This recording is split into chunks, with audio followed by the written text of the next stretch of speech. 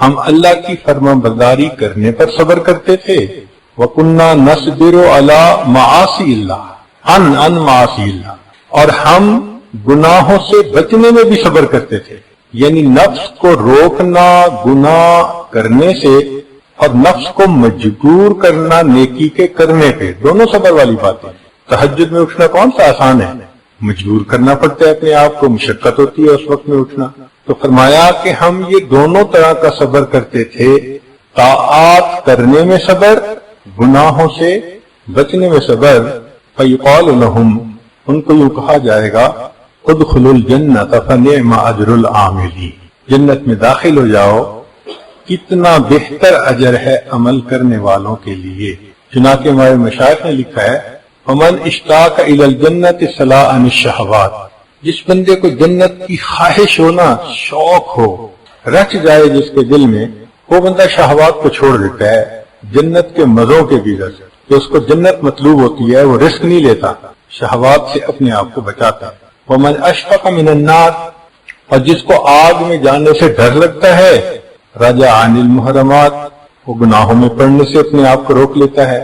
ومن زہد فی الدنیا تہاون بالمصیبات، یہ بندہ زہد اختیار کر لیتا ہے تو دنیا کی مصیبتیں اس پر آسان ہو جاتی ہیں.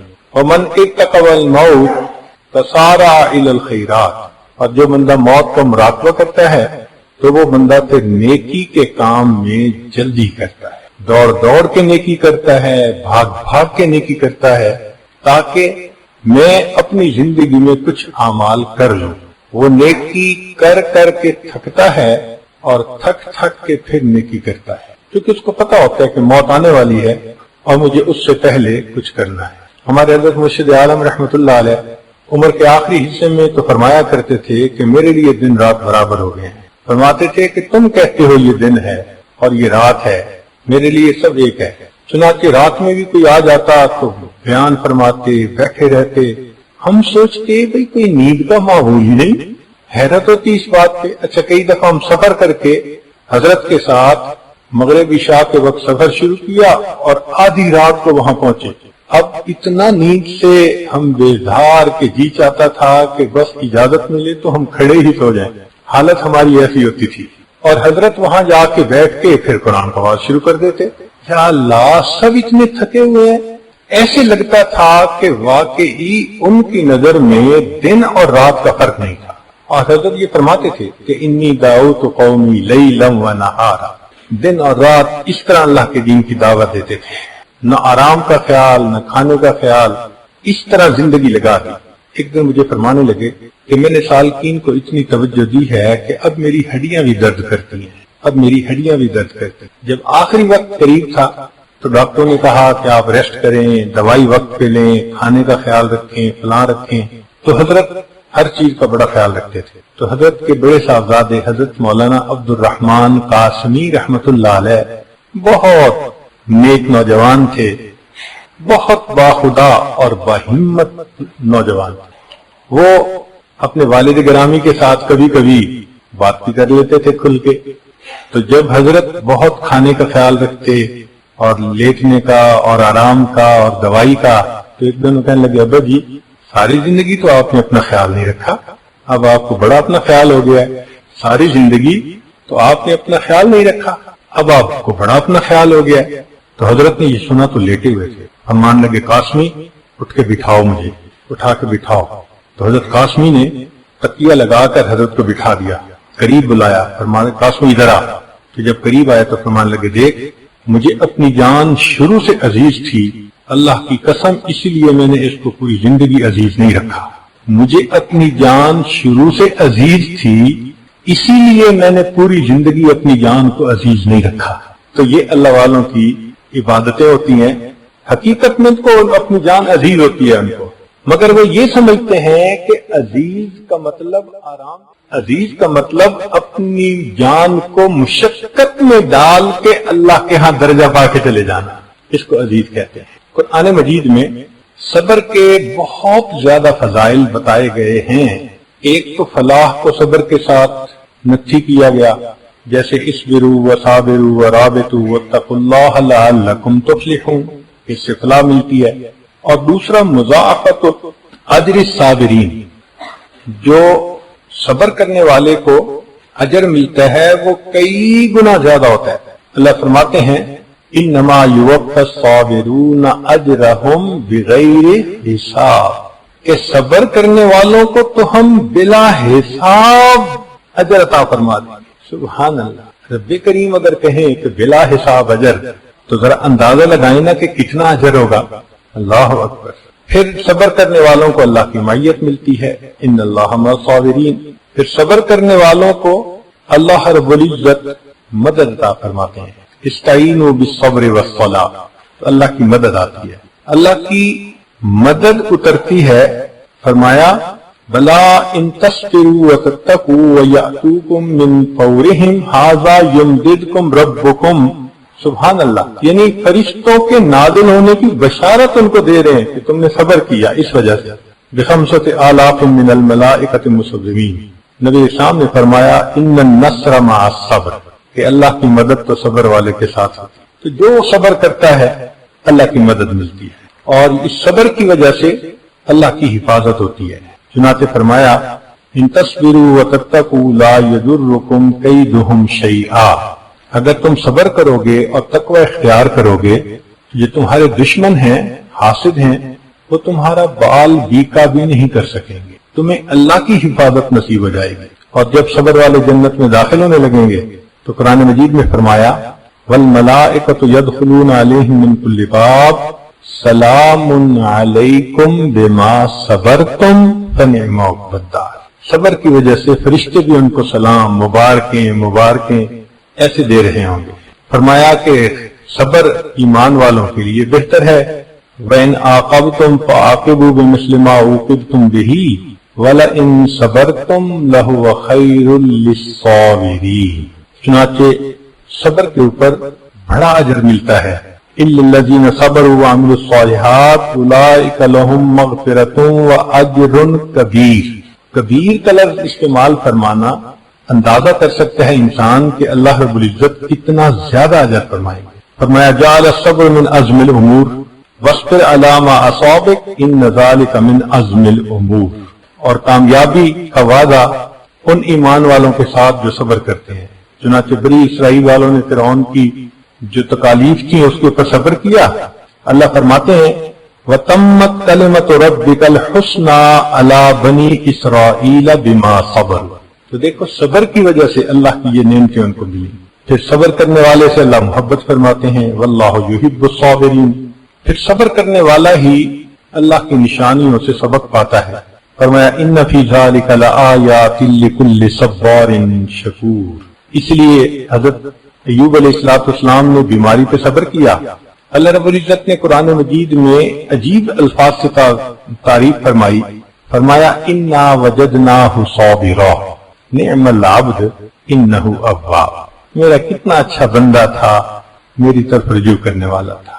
سبحان اللہ۔ کہتے ہیں کہ کسی نے ایوب علیہ السلام سے جب بیماری ختم ہو گئی تو اس کے بعد پوچھا تھا کہ حضرت آپ کی بیماری کا وقت اچھا تھا یا اب اچھا ہے؟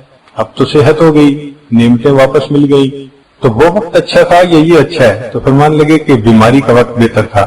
ان کا ہے یہ کیا بات ہوئی کہ بیماری کا وقت بہتر تھا؟ کہنے لگے ہاں جب بیمار تھا صبح ہوتی تھی اللہ تعالیٰ پوچھتے تھے ایوب تیرا کیا حال ہے، اور اس ہم کلامی کا یعنی جو الہام فرماتے تھے مزہ مجھے شام تک رہتا تھا۔ جب شام ہوتی تھی دوبارہ تعزیت فرماتے تھے ایوب تیرا کیا حال ہے۔ بیماری تو چلی گئی مگر اللہ کی جو وہ باطن کی ہم کلامی تھی اس کا مزہ مجھے اب بھی تڑپا دیتا ہے۔ اللہ کی رحمت کی نظر ہوتی ہے، ماں کا بیٹا رو رہا ہو تو ماں کو کتنا ترس آتا ہے۔ ایسے جو انسان پریشان حال ہو، مصیبت میں ہو، تو اللہ رب العزت کو بھی اس بندے کے اوپر ترس آتا ہے۔ اس لیے فرمایا کہ انہ سبحانہ حکم بالخسران لمن لیس لہ صبر وتواصوا بالحق وتواصوا بالصبر۔ پھر میمنہ والے وہی ہوں گے جو اہل صبر ہوں گے۔ وتواصوا بالصبر وتواصوا بالمرحمہ اولئک اصحاب المیمنہ۔ فرمایا کہ ہم صبر والوں کو بہترین جزا دیں گے۔ وَلَنَجْزِيَنَّهُ الَّذِينَ صَبَرُوا أَجْرَهُمْ بِأَحْسَنِ مَا كَانُوا يَعْمَلُونَ۔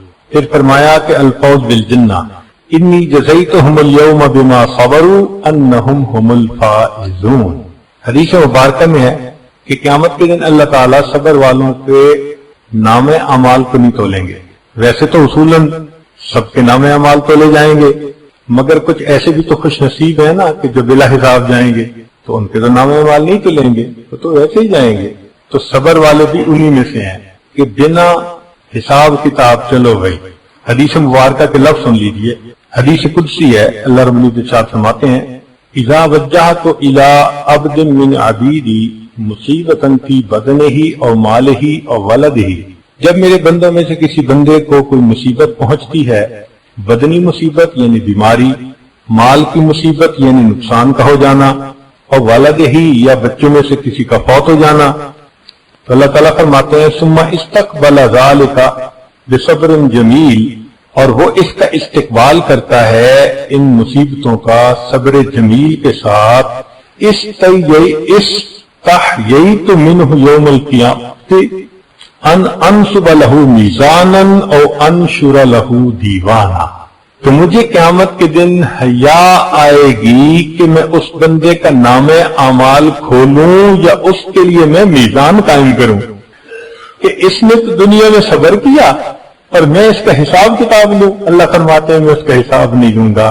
चुनाचे सब्र वाले लोग बिना हिसाब के जन्नत में जाएंगे। इंसान के ऊपर तीन तरह के हालात आते हैं। कुरान मजीद में अल्लाह फरमाते हैं वस्साबिरीन फिल बअसाइ वद्दर्राइ वहीनल बास। तो यहाँ तीन हालात बताए गए हैं, तंगदस्ती के हालात, मर्ज के हालात, बीमारी के हालात, और फरमाया के कत्लो क़िताल के हालात। ये तीन तरह के हालात बंदे को पेश आ सकते हैं। और एक आयत में अल्लाह ताला ने बतलाया कि हम 5 तरीके से बंदे को आजमाएंगे। चूंकि ये दारुल महन इम्तिहान गाह है, तो आजमाइश 5 तरह से आती है। फरमाया वलनब्लुवन्नकुम बिशैइन मिनल खौफ वल जू व नक्सिन मिनल अम्वाल वल अनफुस वस्समरात। ये 5 आजमाइशें हैं जो बंदे पर आ सकती हैं। यानी ये 5 क्वेश्चन हैं जो इस इम्तिहान गाह में तुम्हें हल करने हैं। अब किसी को बीमारी दे के आजमाते हैं, किसी को कारोबार में नुकसान दे के आजमाते हैं, किसी के करीबी अजीज की जान लेके आजमाते हैं। ये मुख्तलिफ आजमाइशें हैं, ये आती ही रहती हैं बंदे के ऊपर, बदल बदल के आती हैं। मगर फरमाते हैं वह बशरिस साबिरीन, जो इन हालात में सब्र करने वाले हैं, ऐ मेरे प्यारे महबूब सल्लल्लाहु अलैहि वसल्लम उनको बशारत दे दीजिए, उनको मुबारक दे दीजिए, उनको खुशखबरी दे दीजिए। अब ये बात समझ में नहीं आती कि मुसीबत और परेशानी आती क्यों है। तो अल्लाह जज़ाए खैर दे हमारे अकाबिर को कि उन्होंने इसको भी खोल के बयान किया। चुनाचे हमारे असलाफ ने लिखा है कि इंसान के ऊपर मुसीबत 2 वजूहात से आती है। पहली वजह इंसान की कोताहियां, उसके गुनाह, उसके करतूत। मा असाबकुम मिन मुसीबतिन फबिमा कसबत ऐदीकुम। अल्लाह फरमाते हैं तुम्हें जो मुसीबत आती है तुम्हारे हाथों की कमाई होती है। इसकी मिसाल यूं समझ लीजिए कि गलती हुई तो थप्पड़ पड़ गया। कि बंदा भी गुनाह करता है तो अल्लाह ताला उसको समझाने के लिए कोई मुसीबत भेज देते हैं। जब मुसीबत आती है ना, फिर इंसान जरा जागता है, फिर आंखें खोलता है। फिर जो 5 वक्त की नमाज भी नहीं पढ़ता, वो पूछते हजरत मैं तहज्जुद में क्या पढ़ा करूं। अब परेशानी जो आ गई है, कहाँ फर्ज नमाज नहीं होती थी, कहाँ तहज्जुद में भी पढ़ाइयां हो रही हैं। तो ये याद रखिए, खुशियां सुलाती हैं और गम जगाते हैं। खुशियां सुलाती हैं और गम जगाते हैं। सुभान अल्लाह। इब्न अताउल्लाह इस्कंदरी रहमतुल्लाह अलैह ने एक अजीब बात लिखी है। पहली मर्तबा जब मैंने पढ़ी तो मैंने इस बात को पढ़ने के बाद मुस्तकिल बैठ के उनकी मग़फ़िरत की दुआ की। इतना मेरा दिल खुश हुआ इस बात पे। तो वो कहने लगे कि मकसूद पीछे ये था कि जब बंदा गाफिल हो जाता है तो अल्लाह मुसीबत, बीमारी, परेशानी भेजते हैं ताकि ये बंदा हकीकत को पहचान ले, अल्लाह के दर की तरफ आ जाए। तो फिक्रा अजीब लिखते हैं, वो फरमाते हैं, उसका तर्जुमा सुनिए कि पाक है वो परवरदिगार, पाक है वो परवरदिगार जो गफलत में पड़े हुए बंदों को, पाक जो गफलत में पड़े हुए बंदों को परेशानियों और मुसीबतों की जंजीरों में जकड़ जकड़ कर अपने दर की तरफ वापस खींच रहा होता है। पाक है वो परवरदिगार جو غفلت میں پڑے ہوئے بندوں کو پریشانیوں اور مصیبتوں کی زنجیروں میں جکڑ جکڑ کر اپنے در کی طرف واپس کھینچ رہا ہوتا ہے۔ اللہ اکبر، واقعی یہ غم نہ ہوتے تو انسان تو پھر جنت کی کوشش ہی نہ کرتے، وہ تو پکا اپنے لیے جہنم کو خرید لیتے۔ یہ تو شکر ہے کہ اللہ تعالیٰ کی طرف سے حالات ایسے آ جاتے ہیں کہ انسان کی آنکھ کھل جاتی ہے کہ میں کر کے آ رہا ہوں، اسے اپنی اوقات یاد آ جاتی ہے، اس کے لیے واپسی کا راستہ اللہ نے کھول دیا۔ تو واقعی یہ اللہ رب العزت کا بڑا فضل اور کرم ہے کہ اللہ تعالیٰ بندے کے گناہوں پر اس کو دنیا ہی میں سزا دے دیتے ہیں اور اس کو اپنی طرف متوجہ کر لیتے ہیں۔ کئی مرتبہ یہ سزا، یہ مصیبت، یہ گناہوں کی وجہ سے نہیں آتی، درجات بڑھانے کے لیے آتی ہے۔ مثال کے طور پہ بندے نے دعا مانگی، اللہ مجھے قیامت کے دن اپنے محبوب کے قدموں میں جگہ عطا فرما دے، دعا قبول ہو گئی۔ اب عمل تو ہے نہیں کہ قدموں میں جگہ ملے، تو کیسے ملے گی؟ تو اللہ رب العزت اس کے لیے بہانہ بناتے ہیں، کوئی بیماری بھیج دی، کوئی مصیبت بھیج دی، کوئی پریشانی بھیج دی، اور ان معمولی باتوں پہ جب وہ بندہ صبر کر لیتا ہے، اس صبر کو بہانہ بنا کر اللہ اس کی اس تمنا کو پورا فرما دیتے ہیں۔ تو آنے والی مصیبت ہمیشہ بری تو نہیں ہوتی، کئی مرتبہ اس میں فائدے بھی ہوتے ہیں۔ بھئی دیکھیں، ہر تکلیف بری نہیں ہوتی، کئی تکلیف تو ایسی ہوتی ہے کہ بندہ اس تکلیف کو برداشت بھی کرتا ہے اور تکلیف دینے والے کو پیسے بھی دیتا ہے۔ آپ بتائیں کہ اگر آپ کے جسم سے کوئی بڑا پھوڑا ہو اور ڈاکٹر کے جناب اس کا آپریشن کرنا ہے، فیس ادا کریں گے، ہاسپٹل کی فیس بھی دیں گے، سرجن کی بھی فیس دیں گے، وہ کرے گا کیا؟ وہ چیرے گا۔ سبحان اللہ، چیر پھاڑ کے پیسے دے رہے ہیں اور بعد میں شفا ہوتی ہے تو اس کو دعائیں بھی دے رہے ہوتے ہیں۔ تو تکلیف پہنچانے والے کو پیسے بھی دیتے ہیں، دعائیں بھی دیتے ہیں، اس لیے تکلیف ہمیشہ بری نہیں ہوتی۔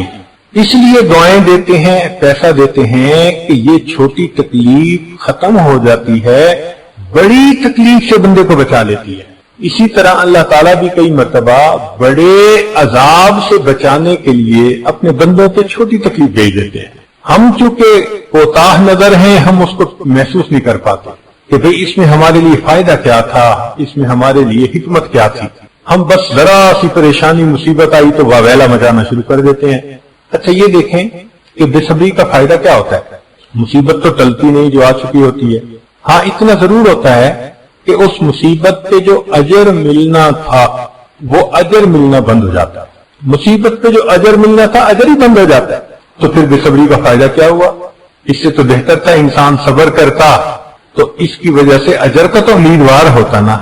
تو فرمایا پہلی بات ما اصابکم من مصیبت فبما کسبت ایدیکم، اور دوسرا فرمایا ما اصاب من مصیبت فباذن اللہ، جو مصیبت تمہیں پہنچتی ہے اللہ کے علم سے، اللہ کی مرضی ہے، اللہ آزمائشیں بھی بھیج دیتا ہے۔ چنانچہ انبیاء کرام پر جو مصیبتیں آئیں وہ ان کے درجات بڑھانے کے لیے آئیں، قرب کے اعلیٰ ترین درجات ملے، وہ اس لیے تھی۔ اب مصیبت آنے کی وجوہات تو سمجھ میں آ گئی، چنانچہ ایک خیال ذہن میں آتا ہے کہ اگر مصیبت آ جائے تو کیا کرنا چاہیے۔ اصول سمجھ لیں کہ بندے کو مصیبت مانگنی نہیں چاہیے، کبھی بھی نہ مانگے۔ اللہ تعالیٰ کو بہادری دکھانے کی ضرورت نہیں ہے، ہمت طاقت دکھانے کی ضرورت نہیں ہے، عاجزی کرنے کی ضرورت ہے۔ اے اللہ میں عاجز بندہ ہوں، میں متحمل نہیں ہو سکتا، میرے ساتھ عافیت کا معاملہ کیجیے۔ تو مصیبت مانگے نہیں، اور اگر آ جائے تو واویلا نہ مچائیں، اب اس کے اوپر صبر کر لیں۔ مگر قرآن مجید نے طریقہ بتا دیا کہ بھئی یہ مصیبت کم کیسے ہو سکتی ہے۔ مثال کے طور پہ کوئی فوت ہو گیا تو شریعت کہتی ہے کہ اس وقت تم یوں کہو انا للہ و انا الیہ راجعون۔ ان الفاظ کے پڑھنے سے دل کو تسلی ہو جاتی ہے۔ اچھا معنی بھی دیکھ لیجئے ذرا اس کے، انا للہ، اس کا معنی یہ ہے کہ ہم اللہ کے ہیں، ہم اللہ کی ملک ہیں، اللہ ہمارا مالک ہے۔ تو بھئی مالک کو اختیار ہوتا ہے نا، کسی چیز کو اوپر کی سٹوری پہ رکھ دے یا نیچے کی سٹوری پہ رکھ دے، تو یہ تو مالک کا اختیار ہے۔ کوئی کہہ تو نہیں نہ سکتا تو جی آپ نے کرسی خریدی، اس کو اوپر کی سٹوری پہ کیوں رکھا، تو جی آپ نے اس کرسی کو بیسمنٹ میں کیوں رکھا؟ وہ کہے گا بھئی مالک ہوں، جب تک چاہوں اوپر رکھوں، جب تک چاہوں بیسمنٹ میں ڈال دوں۔ تو اللہ ہمارے مالک ہیں، جب تک چاہیں گے زمین کے اوپر رکھیں گے، جب چاہیں گے اس کی بیسمنٹ میں ڈال دیں گے، قبر میں پہنچا دیں گے۔ تو کوئی کچھ کہہ سکتا ہے کہ کیوں بچے کو جوانی میں موت آ گئی، لڑکپن میں موت آ گئی؟ بھائی مالک کی مرضی ہے۔ تو انا للہ، ان دو لفظوں نے یہ میسج دے دیا کہ تم اتنے بے صبر کیوں ہو رہے ہو؟ جس کی ملک تھی اس کا اختیار تھا، اس نے جب تک دنیا میں رکھا اور جب چاہا دنیا سے اگلے جہاں میں پہنچا دیا۔ تو انا للہ کے الفاظ پڑھ کر وہ جو غم ہوتا ہے وہ تھوڑا کم ہو جاتا ہے۔ اب اگلی بات کہ دل کہتا ہے کہ اللہ ملک آپ کی تھی، ملکیت تھی، آپ نے بیٹا ماں سے تو لے لیا، مگر ماں کا تو دل دکھتا ہے نا، اور ملاقات کا دل چاہتا ہے، تو ماں کیا کرے؟ تو اللہ نے بتلا دیا کہ دیکھو ملاقات کی دو صورتیں ہیں، ایک تو یہ کہ وہ واپس آ جائے تمہارا بیٹا، یہ پاسبل نہیں کہ مرنے کے بعد کوئی واپس آئے۔ ہاں ایک صورت یہ ہے کہ اپنے وقت پہ جب تم مرو گے تو ہم تجھے اس سے ملا دیں گے، یہ ملاقات کی دوسری صورت پاسبل ہے۔ اس لیے فرمایا کہ انا للہ و انا الیہ، تو پڑھنے والے کو تسلی ہو رہی ہوتی ہے کہ اچھا وہ اگر گیا ہے تو میں نے بھی تو جانا وہی ہے نا۔ اچھا عجیب بات ہے کہ جب سفر دونوں کا ہونا پھر کوئی پریشانی نہیں ہوتی۔ مثال کے طور پہ چھوٹی بچی ہے حنانا، وہ روتی ہے، وہ چاہتی ہے کہ بس میں اپنے بڑوں کے ساتھ رہوں۔ جب ایک دفعہ آنا تھا اس کو چھوڑ کے، اس نے تو رو رو کے بے حال ہو گئی، ترس آتا تھا اس کو دیکھ۔ ہم نے سوچا کہ بھئی ہم اس کو آئندہ اس طرح نہیں چھوڑیں گے، تو ہم نے اگلی دفعہ اس کے لیے بھی عمرے کی ٹکٹ کروا لی یا حج کی ٹکٹ تھی۔ مگر اللہ کی شان کہ ہماری سیٹ 3 دن پہلے کی تھی اور اس کی سیٹ 3 دن بعد کی تھی۔ اب اس کی ماں نے اس کو سمجھانا شروع کر دیا کہ ہم نے بھی جانے اور دادا ابو نے بھی جانے، فلاں نے بھی جانے، مگر ان کی فلائٹ پہلے ہے ہماری بعد میں، ہم بھی جا رہے ہیں۔ 3 دن اس بچی کو جب یہ سمجھاتے رہے تو ہم حیران ہوئے کہ اس بچی نے ایئرپورٹ پہ ہنستے ہوئے ہمیں الوداع کیا۔ وہ بچی جس نے پہلے ہنگامہ کیا تھا، سمجھ نہیں آتی تھی کہ اس کے آنسو کیسے روکیں، اب اس بچی نے اتنا اچھا بہیو کیا۔ ریزن کیا تھی؟ اب اس بچی کے ذہن میں یہ تھا کہ یہ جدائی لمبی نہیں، ان کی فلائٹ آج ہے اور ہماری فلائٹ 2 دن کے بعد ہے۔ اس دن مجھے ایک بات سمجھ میں آ گئی کہ اللہ آپ نے جو فرما دیا کہ تم مصیبت کے وقت یہ پڑھ لیا کرو کہ انا للہ، بھئی تمہاری فلائٹ تو چلی گئی، مسئلہ اتنا نہیں، انا الیہ، 2 دن بعد ہماری بھی فلائٹ آنے والی ہے، تو پھر یہ چیز بندے کے لیے برداشت کرنی آسان ہو جاتی ہے۔ نبی علیہ السلام نے ایک اور طریقہ بتایا غم گھٹانے کا، فرمایا کہ اگر کوئی بھی تمہارا قریبی پیارا لوڈ ون فوت ہو جائے تو تم اس وقت میری جدائی کو بھی یاد کیا کرو۔ حدیث پاک اذا اصیب احدکم بمعصیۃ بمصیبۃ فلیذکر مصیبۃ بی، کہ جب تم میں سے کسی کو کوئی مصیبت پہنچے تو وہ میری جدائی والی مصیبت کو یاد کر لے، کیونکہ وہ مصیبت تو اعظم المصائب، بڑی مصیبتوں میں سے سب سے بڑی مصیبت۔ صحابہ رضوان کے لیے نبی علیہ السلام کی جدائی سے بڑی مصیبت اور کوئی نہیں تھی، اس سے بڑا دکھ نہیں تھا۔ اس لیے کسی نے کہا فاصبر لكل مصیبت وتجلدی واعلم بان المرء غیر مخلدی فاذا ذکرت مصیبتا ومصابها فاذکر مصابک بالنبی محمد۔ تو محبوب صلی اللہ علیہ وسلم کی جدائی والے ہی ان کی مصیبت کو یاد کر لینا، یہ چھوٹی مصیبتیں بہت آسان ہو جائیں گی۔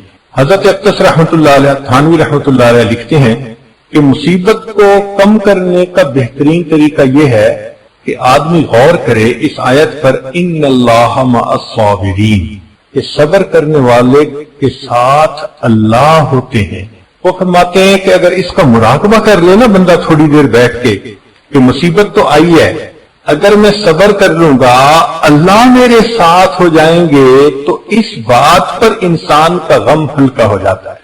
اور ہمارے مشائخ صوفیاء نے لکھا ہے کہ نبی علیہ السلام پر جب بہت مصیبت پریشانی آتی تھی اللہ تعالیٰ تسلیاں دیتے تھے، چنانچہ اللہ تعالیٰ فرماتے ہیں وَاصْبِرْ وَمَا صَبْرُكَ إِلَّا بِاللَّهِ وَلَا تَحْزَنْ عَلَيْهِمْ وَلَا تَكُ فِي ضَيْقٍ مِّمَّا يَمْكُرُونَ ان اللہ مع الذین اتقوا والذین هم محسنون. اور ایک جگہ فرمایا وَلِرَبِّكَ فَاصْبِرْ، اے میرے محبوب اپنے رب کی خاطر صبر کر. اور ایک جگہ فرمایا وَاصْبِرْ فَإِنَّكَ بِأَعْيُنِنَا، اے محبوب صبر کیجئے، آپ ہماری آنکھوں کے سامنے ہیں، ہم آپ کو دیکھ رہے ہیں. تو حضرت تھانوی رحمۃ اللہ فرماتے ہیں کہ جب مصیبت آئے تو بندہ یہ سوچے کہ اس حال میں اللہ محبت کی نظر سے مجھے دیکھ رہے ہیں تو وہ مصیبت آسان ہو جاتی ہے. جیسے کسی عاشق نے کہا تھا بجرم عشق تو امی کشند ہو غائیس، تو نیز برسر باما عجب تماشائی. اے محبوب تیرے عشق کے جرم میں مجھے قتل کیا جا رہا ہے، ذرا تو کھڑکی کھول کے جو ہے جھانک لے اور دیکھ لے کہ میں اس وقت تیرے نام پہ اپنے آپ کو قربان کر رہا ہوں.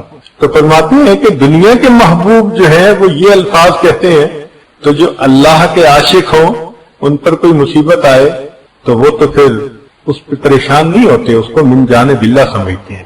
اس لیے کسی نے کہا تیرا غم بھی مجھ کو عزیز ہے، تیرا غم بھی مجھ کو عزیز ہے کہ وہ تیری دی ہوئی چیز ہے. تیرا غم بھی مجھ کو عزیز ہے کہ وہ تیری دی ہوئی چیز ہے. محبوب کا دیا ہوا غم بھی اچھا لگتا ہے بندے کو. ایک طریقہ غم کو ختم کرنے کا یا کم کرنے کا ہوتا ہے تعزیت کرنا. چنانچہ اگر کسی پہ مصیبت آئے تو دوسروں کا یہ کام نہیں ہوتا کہ بیٹھ کے ڈسکشن کریں، کمنٹس پاس آن کریں، بلکہ فرمایا کہ ایمان کا تقاضا یہ ہے کہ ایمان والے اس کے غم میں شریک ہوں اور اس کی تعزیت کریں. تعزیت کہتے ہیں فرصہ کے بات کہنا، تسلی کی بات کہنا.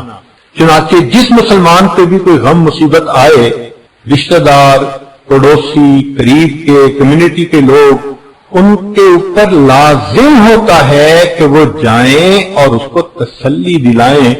اس تسلی کے بول بولنے سے اس کا غم ہلکا ہو جاتا ہے. اب تعزیت کرنے پر اجر کیا ملتا ہے ذرا توجہ سے سنیے کہ نبی علیہ الصلوۃ والسلام نے چاہتا ما من مؤمن یعزی اخاہ بما بہ الا کساہ اللہ من حلل الکرامت یوم القیامہ. کوئی بندہ نہیں جو اپنے بھائی کی غم کی حالت میں تعزیت کرے مگر تعزیت کرنے پر اللہ قیامت کے دن اس کو عزتوں کی پوشاک عطا فرمائیں گے، پوشاک پہنائیں گے اس کو. سبحان اللہ. آج گریجویشن ہوتی ہے نا، تو جو بچے گریجویشن کرتے ہیں ان کو گاؤن پہناتے ہیں.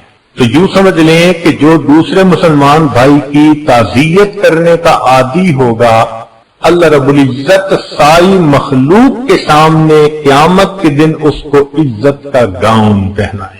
اتنا بڑا اجر ہے جو اس وقت انسانوں کو یہ مل رہا ہوگا. چنانچہ سیدنا عباس عنہ جب فوت ہوئے تو ایک بدوی آیا دیہاتی، اور اس نے عبداللہ ابن عباس عنہ کو تعزیت کی. تو تعزیت عجیب الفاظ میں کی، کہنے لگا اصبر نکن بک صابرین فانھا انما صبر الرعیت بعد صبر الراسی، کہ آپ صبر کریں کیونکہ آپ کے صبر پر ہم صبر کریں گے، اس لیے کہ رعیت کا صبر ان کے امیر اور حاکم کے صبر کے اوپر ہوتا ہے. خیر من العباس اجرک بعدہ، جو عباس عنہ کے جانے کے بعد آپ کو اجر ملا وہ ان سے تمہارے لیے زیادہ بہتر ہے. واللہ خیر منک للعباس، اور تمہارے سے زیادہ بہتر عباس کے لیے اللہ ہے جس کے پاس کہ وہ چلے گئے. تو مضمون کتنا پیارا تھا کہ آپ صبر کریں، اس لیے کہ بڑوں کے صبر کے اوپر چھوٹوں کا صبر ہوتا ہے. اور دوسری بات یہ کی کہ آپ کو عباس عنہ کے جانے کے بعد جو اجر ملے گا وہ آپ کے لیے زیادہ بہتر ہوگا، اور تمہارے پاس رہنے کی نسبت عباس عنہ کے لیے اللہ کے پاس چلے جانا زیادہ بہتر ہے. کیا خوبصورت تعزیت کے الفاظ تھے جو ایک دیہاتی میں آ کے عبداللہ ابن عباس عنہ کو کہہ دیے. چنانچہ صبر ایک ایسا عبادت ہے کہ جس کا اجر دنیا سے ملنا شروع ہو جاتا ہے. کچھ عبادتیں تو ہے نا جن کا اجر آخرت میں ملے گا، یہ ان عبادات میں سے ہے کہ دنیا سے ہی شروع.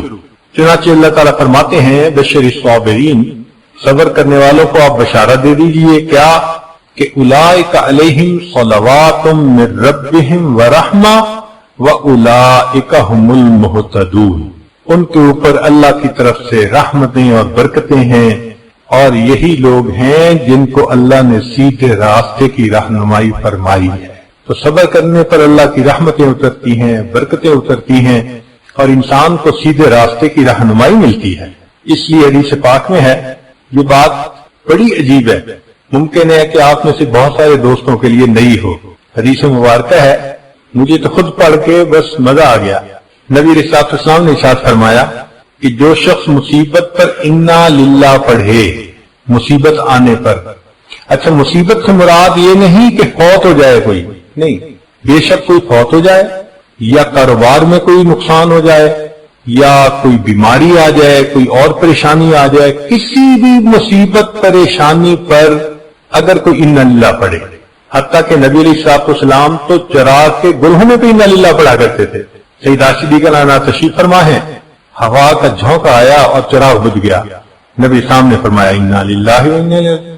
عائشہ لانے کا اے اللہ کے حبیب صلی اللہ علیہ وسلم، یہ انا للہ تو پڑھتے ہیں جب کوئی بندہ مر جاتا ہے؟ فرمایا عائشہ یہ انا للہ مصیبت پر پڑھا جاتا ہے، جس طرح بندے کی زندگی کا چراغ گل ہو جائے اس پر پڑھتے ہیں اللہ اجر دیتے ہیں، یہ روشنی کا چراغ اگر گل ہو گیا اس پر بھی اگر پڑھیں گے تو اللہ اجر عطا فرمائے۔ جو اللہ اتنا مہربان ہو کہ چراغ کے بجھنے پہ اجر دیتا ہے، وہ کیا پریشانی ہوتی ہے، چھوٹی سی بات ہے نا، معمولی سی، اس پر بھی انا للہ پڑھے تو ثواب ملتا ہے، سبحان اللہ۔ اب ذرا سنیے کہ جو مصیبت پر انا للہ پڑھے اس کے لیے اللہ تعالیٰ جنت میں گھر بنوا دیتے ہیں۔ جو مصیبت آنے پر صبر کرے تو کیا ہوتا ہے، اللہ تعالیٰ اس کے لیے جنت میں گھر بنا دیتے ہیں۔ اب یہاں تک تو بات معمول کی تھی، مگر حدیث پاک کا اگلا حصہ سنیے کہ فرمایا کہ جب کبھی اس مصیبت کو یاد کر کے بعد میں وہ بندہ دوبارہ انا للہ پڑھتا ہے، اللہ اس کو صدمہ اولا کے برابر اجر عطا فرماتے ہیں۔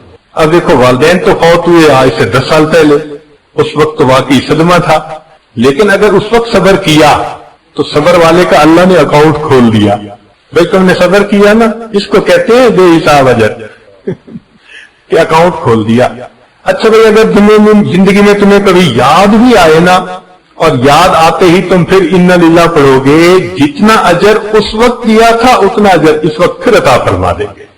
سبحان اللہ، سبحان اللہ۔ عجیب مضمون ہے کہ اس کو پڑھ کے تو بندہ حیران ہو جاتا ہے۔ اب جو جتنی مرتبہ یاد آئے اتنی مرتبہ پڑھے۔ اب دیکھیں ماں تو پتہ نہیں اپنے بیٹے کو ہزاروں دفعہ یاد کرتی ہے، کتنا اجر پاتی ہوگی وہ، ذرا غور تو کریں۔ ایک حدیث مبارکہ میں ہے کہ جب بندہ فوت ہوتا ہے، نماز اس کے دائیں جانب، زکوٰۃ بائیں جانب، احسان اس کے اوپر سایہ کر لیتا ہے۔ صبر کہتا ہے کہ اس ساتھی کو ہر صورت عذاب سے بچانا ہے، اگر تم میرے ساتھ رہے تو ٹھیک، ورنہ میں اکیلا ہی اس کو عذاب سے بچانے کے لیے کافی ہو جاؤں گا۔ فن نامہ میں فرمایا تاشوی در روزگار از صابراں، غم مکن از دیدن سختی گراں، در بلا وقتے کے صابر نیستی، نزد اہل صدق شاکر نیستی، بے شکایت صبر تو باشد جمیل، باکسے کم کن شکایت از خلیل، گرہمی داری فرح دار انتظار، در بلا جد صبر نبود ہیچ کا۔ اگر تو چاہتا ہے کہ اللہ رب العزت کے ہاں سے تیرے لیے فرح آئے، خوشی آئے، اور اس کا تو انتظار کر رہا ہے، تو تجھے چاہیے کہ صبر کر، اس لیے کہ ان مع العسر یسرا۔ اسی حدیث کو واقع ہے کہ جب کوئی بندہ بیمار ہوتا ہے تو اللہ تعالیٰ فرشتوں کو فرماتے ہیں کہ دیکھو میرا یہ بندہ بیمار ہو گیا، جو صحت کے زمانے میں یہ معمولات کرتا تھا اب یہ نہیں کر سکے گا، تم اس کا اجر اسی طرح لکھتے رہنا، اسی طرح لکھتے رہنا۔ اور پھر دوسری بات یہ کہ اس کی ہر کروٹ کے بدلنے پر بھی اجر لکھنا، اور فرمایا کہ یہ کراہے گا، ہر کراہنے کے اوپر سبحان اللہ پڑھنے کا اجر لکھنا۔ اللہ اکبر، سبحان اللہ۔ مومن کے کیا مزے ہیں، نعمت ملے تو شکر ادا کرو تو بھی جنت، اور غم آئے صبر کرو تو بھی جنت۔ اللہ تیری شان بڑی ہے، اس لیے فرمایا اذا احب اللہ عبدا ابتلاہ، اللہ جب کسی بندے سے محبت فرماتے ہیں آزماتے ضرور ہیں، مگر وہ آزمائش اس کے درجے بڑھانے کے لیے ہوتی ہے، اس کو اپنے قریب کرنے کے لیے ہوتی ہے۔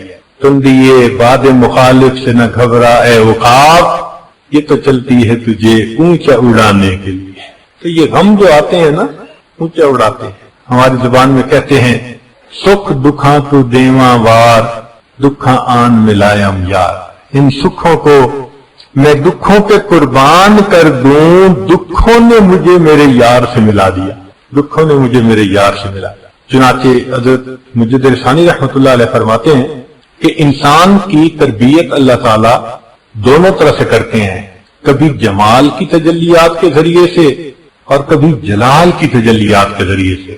جب جمال کی تجلیات ہوتی ہیں تو بہاریں ہوتی ہیں، رزق کی فراوانی، عزت کی فراوانی، لوگوں کی زبان پہ تعریفیں، گھروں میں محبتیں، پیار، آسانیاں، یہ اللہ تعالیٰ کی جمال کی نظر ہونے کی دلیل ہوتی ہے۔ اور کبھی کبھی اللہ تعالیٰ بندے کو جلال کی تجلی سے بھی آزماتے ہیں۔ تو جب جلال کی تجلی ہوتی ہے، کوئی فوت ہو جاتا ہے، کوئی بیمار ہو جاتا ہے، کاروبار میں لاس ہو جاتا ہے، کوئی اور ایسا کام ہو جاتا ہے کہ جس سے ذلت ہوتی ہے، خواہ کا کوئی مسئلہ بن جاتا ہے، کوئی نہ کوئی ایسی دکھ پریشانی کی بات بن جاتی ہے، تو بندہ سمجھ لے کہ اب میری جلال کی تجلیات سے تربیت ہو رہی ہے۔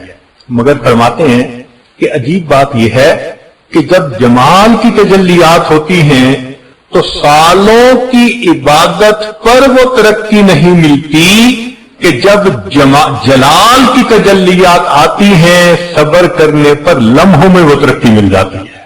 اگر لوگوں کو مصیبت کے صبر کے اوپر اجر کا پتہ چل جائے تو یہ تو اللہ سے مصیبت مانگنے پہ تیار ہو جائیں گے، اتنا اجر ہوتا ہے۔ مگر مشائخ نے منع کیا کہ مصیبت کوئی نہ مانگے، اللہ تعالیٰ کو بہادری دکھانے کی کوئی ضرورت نہیں، وہ بن آزمائے بھی اجر دے سکتا ہے۔ تو اس لیے ابدیت ہی دکھائیں کہ اللہ بس کمزور ہوں، میں اس قابل نہیں ہوں ناپ تول کے، بس تو ویسے ہی مہربانی فرما دے اور اجر عطا فرما دے۔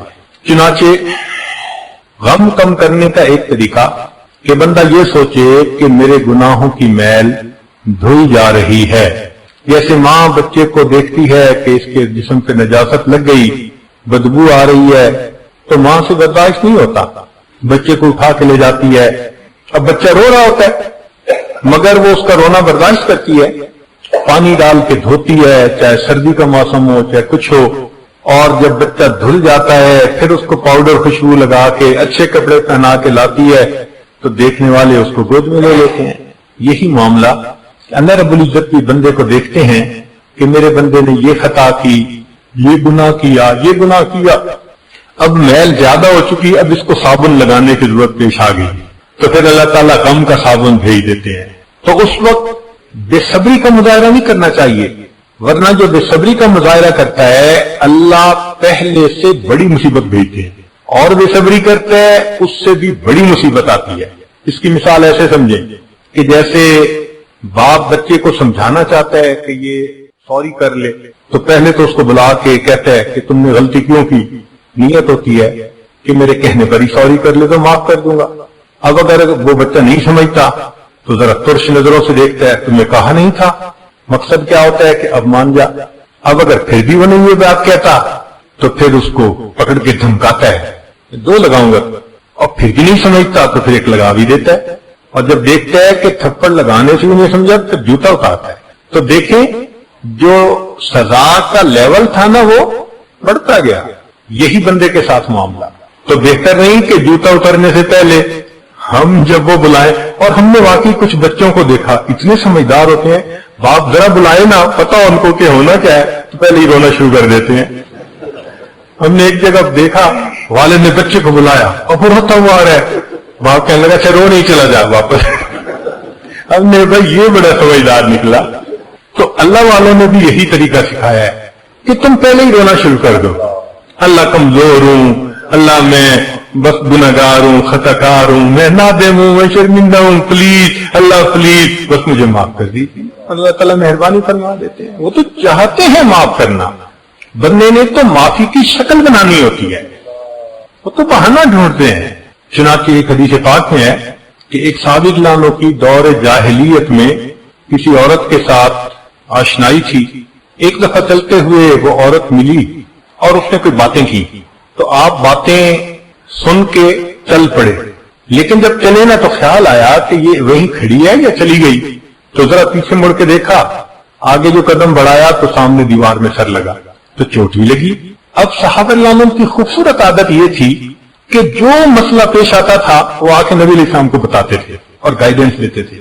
چنانچہ اللہ کے پیارے حبیب صلی اللہ علیہ وسلم کی خدمت میں حاضر ہوئے، پورا واقعہ سنا دیا۔ اے اللہ کے حبیب صلی اللہ علیہ وسلم، اس طرح میرا اس کے ساتھ تعلق تھا اسلام سے پہلے کا، بہت قریب تھی، قدرتاً مل گئی، اس نے کچھ باتیں کی، میں نے سن تو لی، لمبی گفتگو نہیں کی، چل پڑا، لیکن آگے جاتے ہوئے ایسے مجھے خیال آ گیا کہ یہ کھڑی ہے، یہ چل پڑی، تو میں نے ذرا پیچھے دیکھا تو آگے میرا سر جو ہے وہ دیوار کے اندر لگا، تو مجھے بہت تکلیف ہوئی۔ نبی الاسلام نے فرمایا کہ اللہ تعالی جس بندے پر احسان کرنا چاہتا ہے اسے غلطی کی سزا دنیا میں ہی دے کر اس کے گناہوں کو پاک فرما دیتا ہے۔ یہ نبی الاسلام نے فرمایا کہ اللہ تعالیٰ جس بندے پر احسان فرمانا چاہتا ہے اس کے گناہ کی سزا دنیا میں ہی دے کر اس کو گناہ سے پاک فرما دیتا ہے۔ اس کا مطلب یہ ہوا کہ گناہوں کو دھونے کے لیے بھی یہ مصیبتیں آتی ہیں، تو کبھی درجہ بڑھانے کے لیے، کبھی دھونے کے لیے، تو پھر اس میں رونے والی تو بات ہی کوئی نہیں، انسان کا تو فائدہ ہی فائدہ ہے۔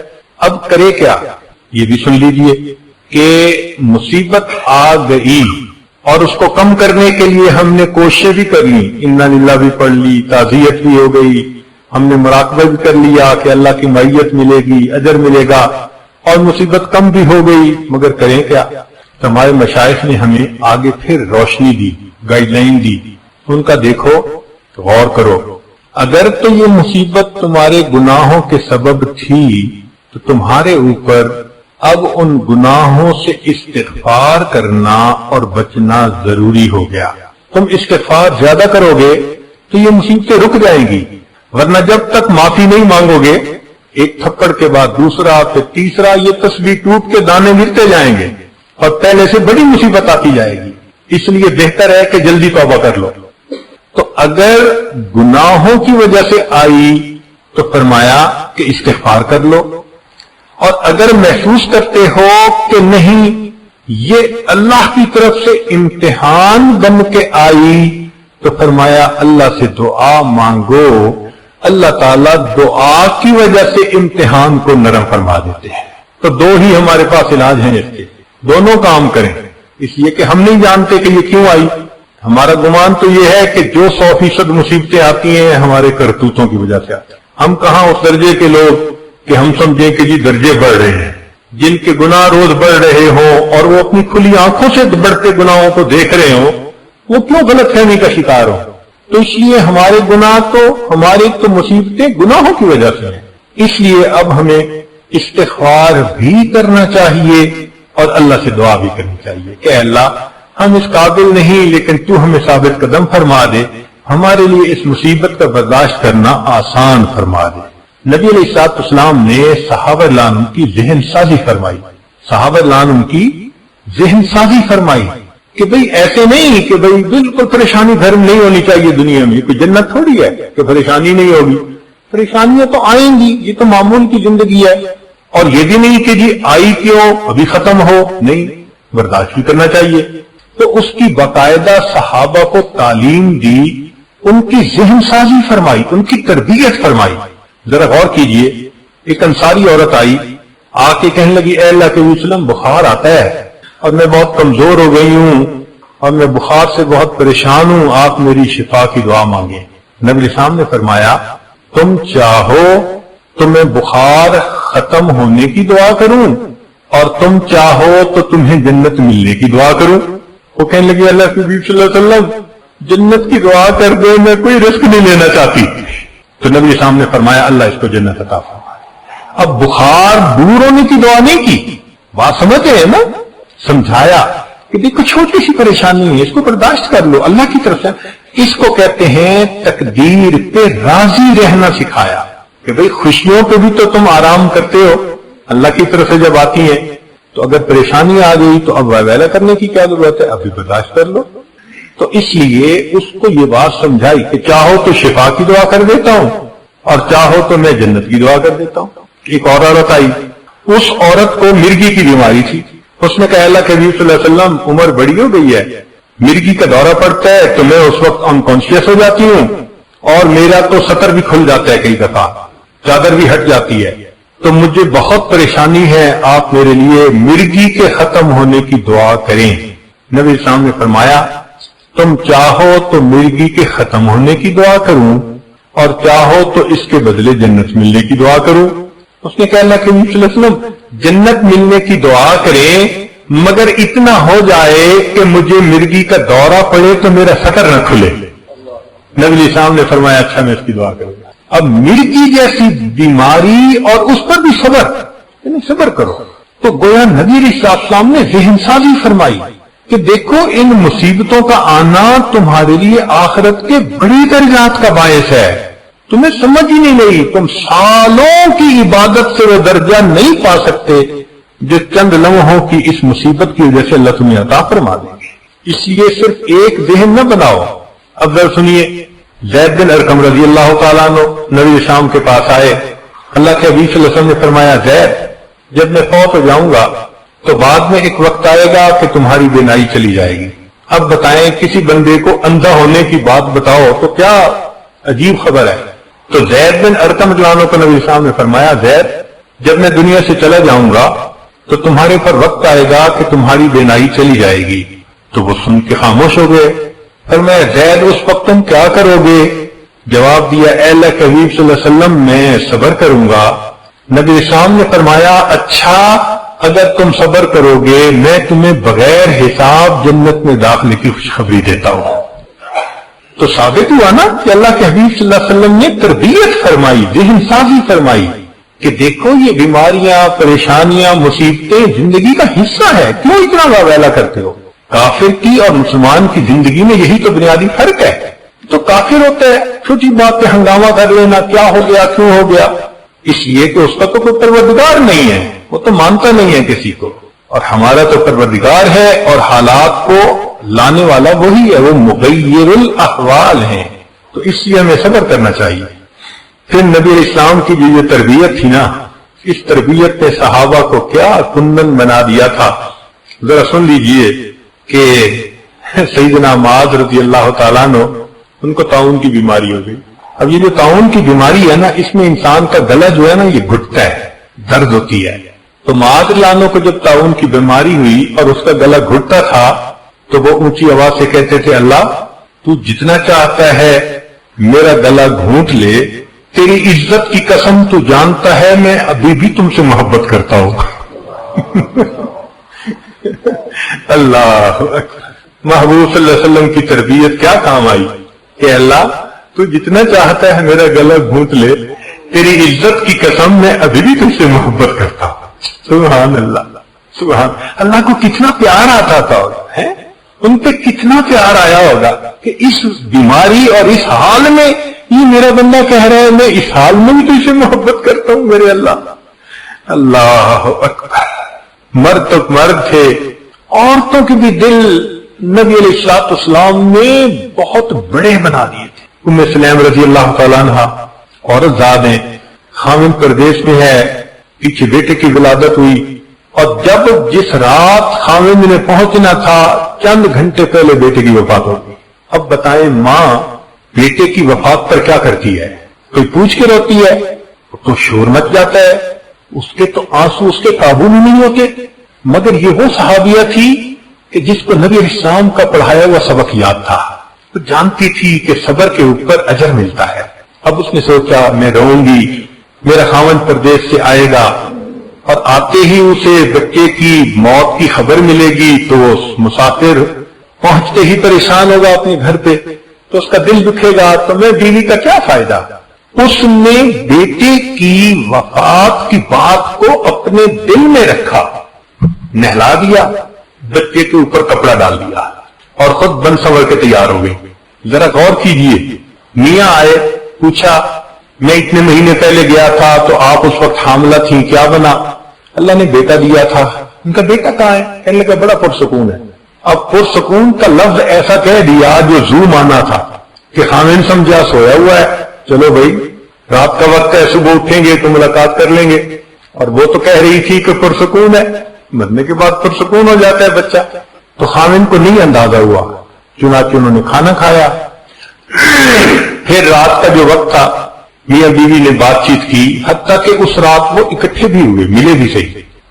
ذرا تصور کیجئے جس ماں کے بیٹے کی لاش چارپائی پہ سامنے پڑی ہو, کیا سینے میں دل ہے اس کا کہ اپنے خاوند کی خوشی کی خاطر وہ اپنے خاوند کے ساتھ وقت گزار رہی ہے. اس کا دل تو رو رہا ہوگا نا اندر سے, بچے کی جدائی پہ اس کے دل کی کیا حالت ہوگی.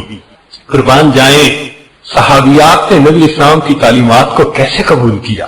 چنانچہ جب خاوند اپنی ضرورت سے فارغ ہو گیا, ریلیکس ہو گیا, سو بھی لیا, صبح اٹھا تو صبح مسجد میں جانے سے پہلے وہ پوچھتی ہیں اگر کوئی آدمی کسی کو امانت دے اور پھر کچھ عرصے کے بعد واپس مانگے تو کیا کرنا چاہیے؟ اس نے کہا بھائی امانت دے اور واپس مانگے تو واپس دینی چاہیے. کہنے لگے خوش ہو کے دینی چاہیے یا غمزدہ ہو کے؟ ان کا خوش ہو کے دینی چاہیے. کہنے لگے اچھا. پھر اللہ نے بھی آپ کو بیٹے کی امانت عطا فرمائی تھی, اللہ نے آپ کے پہنچنے سے کچھ دیر پہلے وہ امانت واپس لے لی. آپ بخوشی جائیں اپنے بیٹے کو قبر میں ڈال کر اللہ کی امانت اللہ کے سپرد کرائیں.